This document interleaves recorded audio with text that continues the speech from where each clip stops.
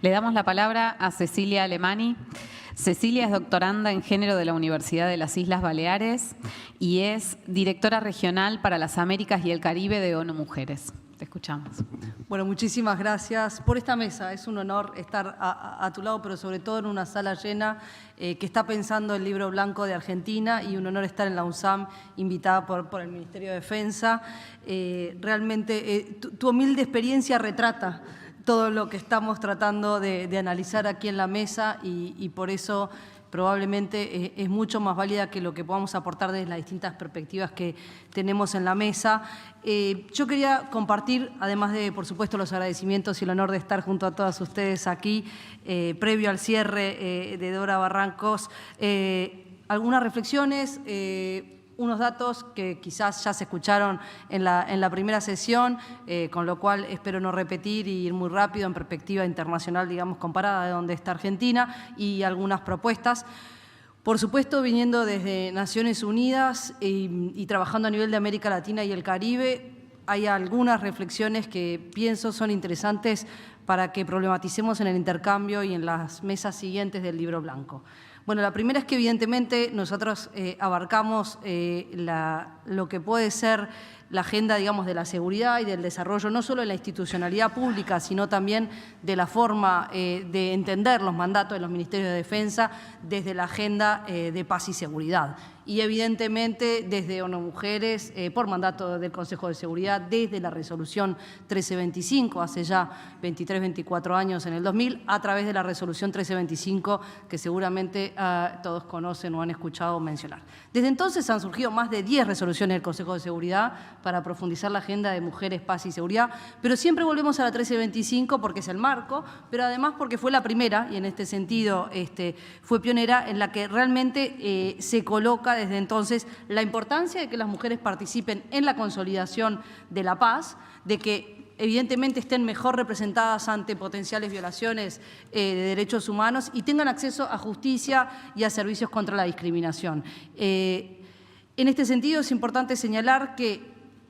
tanto para el secretario general, Antonio Guterres, bueno, creo que es la primera vez que para un secretario general de las Naciones Unidas la igualdad de género es una de sus principales prioridades. Y esto en todas las dimensiones. Muchos de los desafíos que retratamos acá de lo que yo entiendo ya es una política de Estado del Ministerio de Defensa de Argentina, porque claro, leyendo, digamos, escuchando tu análisis de la sociología, las organizaciones, si todo esto se da es que estamos ante una política de Estado, y quizás esa es la sorpresa de alguna manera de ver lo que ya se ha de alguna manera consolidado este camino, innovando, respondiendo a los cambios de la sociedad y de las fuerzas y de su fuerza, digamos, humana y laboral en una política de Estado. Esto yo creo que es un mérito muy importante, y evidentemente esto hace que podamos evaluar, ¿no? Como bien decías, grandes logros en este sentido. Por supuesto, el camino es largo y queda mucho por recorrer. Uno diría, bueno, justamente un poco el oxímoron, ¿no?, que señalabas, justamente por el tipo de estructura que tiene un Ministerio de Defensa, en la medida que se dota de los marcos y las instituciones, ¿no?, esto baja y avanza, con lo cual no es una mala noticia, porque una de las dificultades que se ha tenido en las agendas de igualdad de género es que se transformen en política de Estado, en general, en todos los ministerios y en toda la política pública, no solo en América Latina y el Caribe, sino también en el resto, digamos, del planeta. Evidentemente, una de las principales prioridades que cuando el secretario general de Naciones Unidas dice es la igualdad de género, esto es hacia afuera, en lo que puede ser, digamos, el trabajo con los Estados miembros, y en este sentido creo que es importante decir que la Argentina en todos los roles que puede jugar en el espacio multilateral es proactiva, no solo en cuanto a la visión de la construcción de un multilateralismo y una agenda de paz y seguridad con este agregado de mujeres, paz y seguridad desde el año 2000, sino que además también, por supuesto, en lo que tiene que ver con los distintos roles operacionales de las Naciones Unidas en las misiones de paz. Y bueno, tú das testimonio de haber pasado y haber integrado las misiones. A nivel internacional, los datos, digamos, a marzo de este año de Naciones Unidas, de las misiones de mantenimiento de la paz, nos dicen que tenemos aproximadamente unos 70.000 miembros de personal en el terreno este año, de los cuales solo el 7,8%, vamos a decir el 8% de los efectivos de contingentes militares son mujeres. Con lo cual,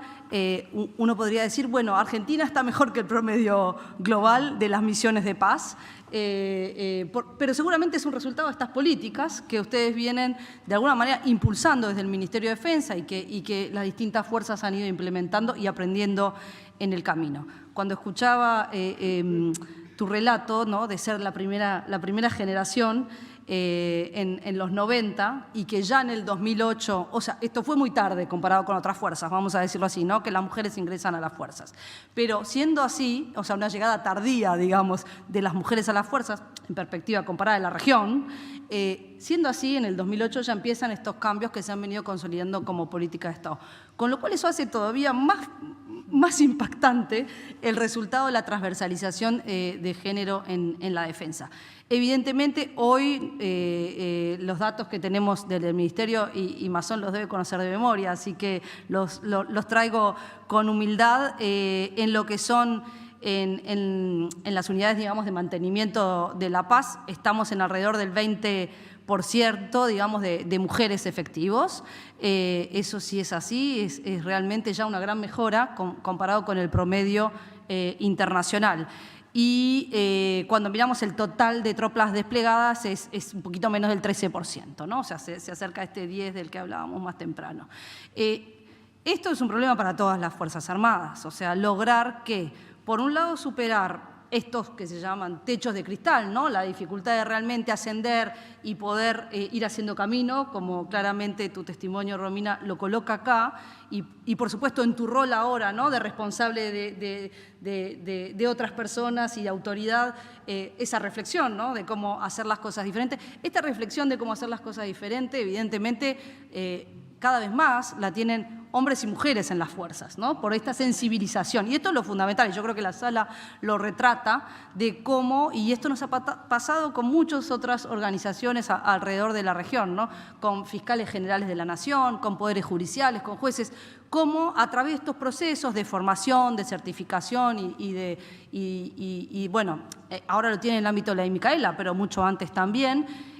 las autoridades de las instituciones, y en este caso relatadas por tu experiencia, tienen un proceso reflexivo, y Ana Laura lo planteabas también, ¿no?, de qué tipo de prácticas ya no se pueden seguir reproduciendo. No porque hay una censura social, sino porque hay una concientización de que esto era ir en contra de principios básicos que están no solo acuñados en nuestras constituciones, digamos, sino que también tienen que ver con una visión de la sociedad diferente, no discriminatoria, no abusiva y demás. Hay un cambio sociocultural allí que no necesariamente está siempre instalado y que tiene que ver con estos cambios en los estereotipos de género. Hablábamos de los avances en cuanto a la comprensión y el acompañamiento de la maternidad, y aquí siempre en estos debates a nosotros nos parece importante decir, bueno, en definitiva es también comprender la paternidad de otra manera, ¿no?, porque cuando vemos las barreras para que más mujeres vayan a las misiones de mantenimiento de paz, tienen que ver con el tiempo, la temporalidad y la dificultad de volver, y los cuidados, ¿no?, o sea, los cuidados de hijos y dependientes. A veces no son solo hijos, a veces son adultos mayores o personas que dependen de esos cuidados, y aquí hay un proceso también de cambio en la redistribución de estos cuidados que supera, digamos, al Ministerio, que supera a la reflexión también en las misiones, ¿no? Nosotros siempre decimos, bueno,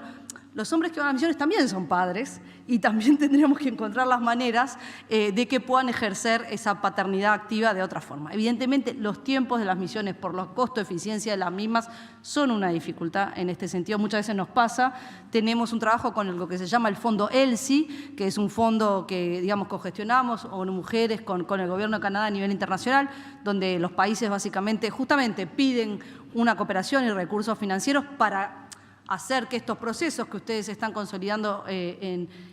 la participación de las mujeres, en este caso en las misiones de paz, realmente tengan un impulso, ¿no? Esperamos este año que Argentina pueda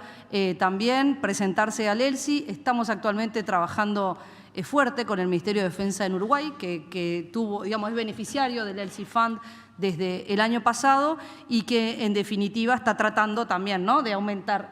Uruguay, el caso era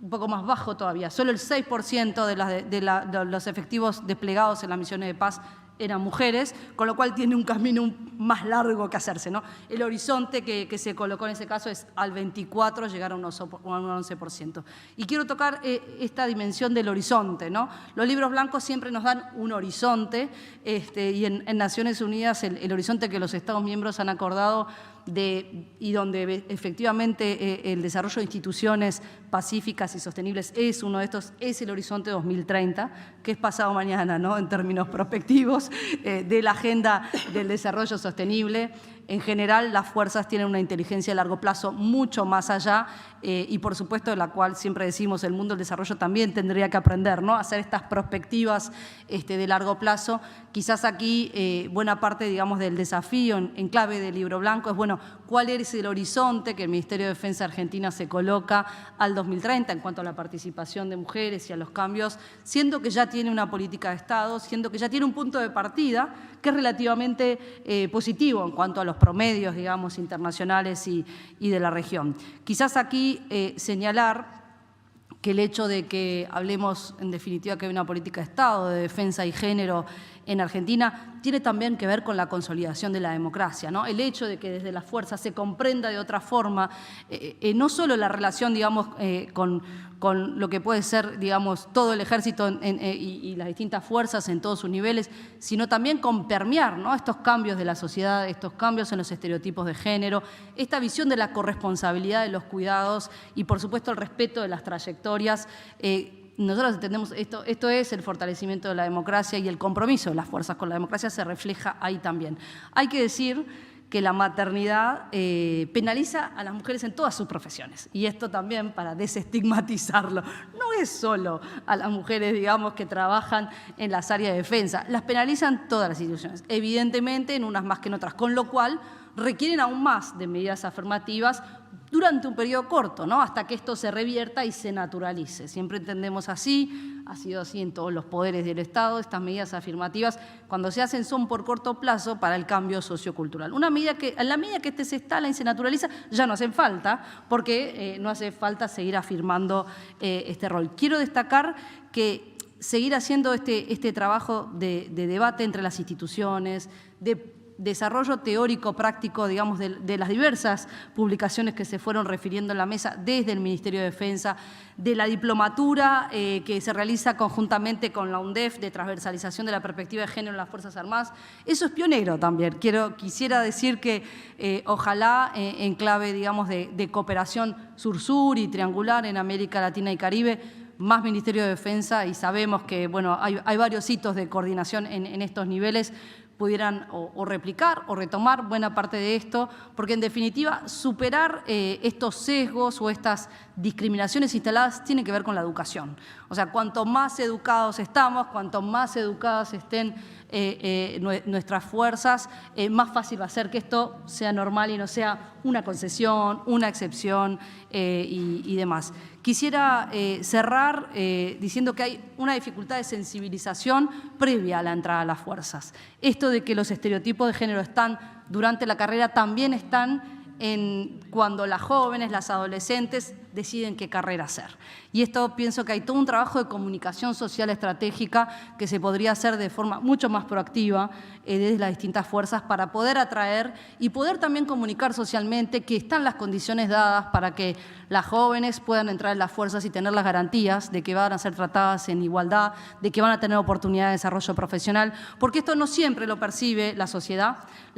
Está estudiado, muy estudiado en la psicología social, que las niñas definen su visión de qué quieren hacer o excluyen carreras que no van a hacer desde muy temprana edad. A los 6 años ya excluyen qué cosas no van a hacer a lo largo de su vida, con lo cual, y por supuesto, las van segmentando y van descartando a lo largo, ¿no?, de su trayecto educativo.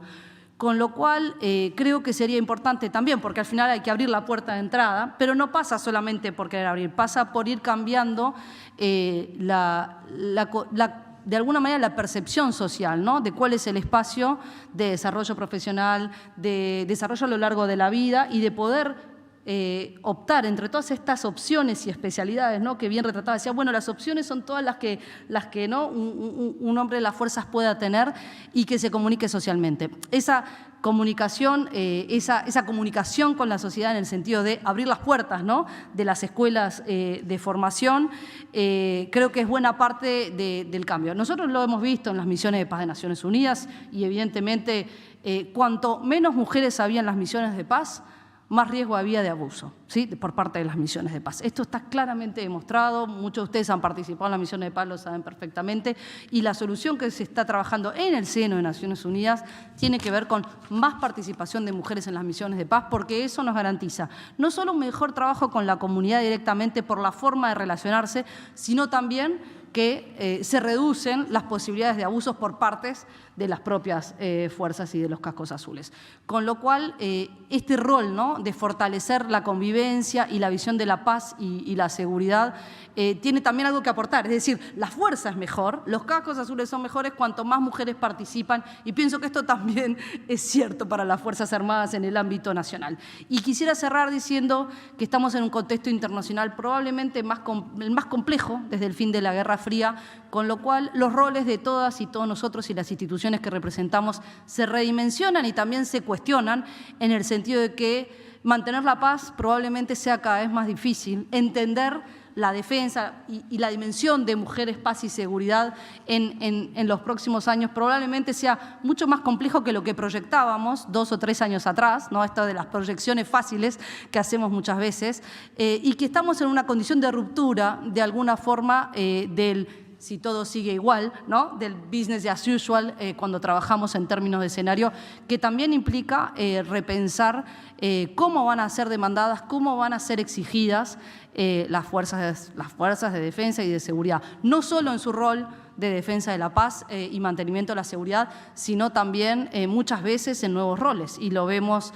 claramente cómo está sucediendo en varios países de la región, donde de alguna forma hay que decir, es preocupante, por ejemplo, cuando vemos que de forma automática Fuerzas Armadas pasan a jugar rol de frontera